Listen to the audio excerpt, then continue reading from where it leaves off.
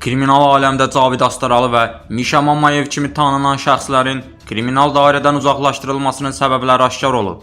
Crime xəbər portalının verdiyi məlumata əsasən, onların kriminal aləmdən uzaqlaşdırılmasının səbəblərindən biri kriminal aləmə zidd əməllər etməsi olub.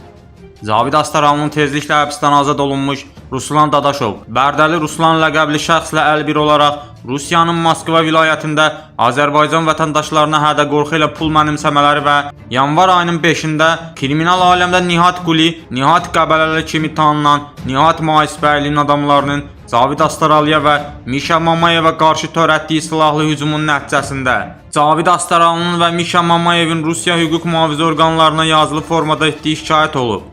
İzahat davam edən məhkəmə prosesində zərər çəkmişlərə təqdim olunub.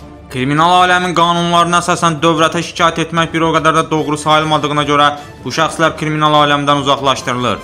Qeyd edək ki, Cavid Astaralı Rufo Gəncəski kimi tanınan Ülfət Tağıyevin adamlarından biri kimi hesab olunurdu.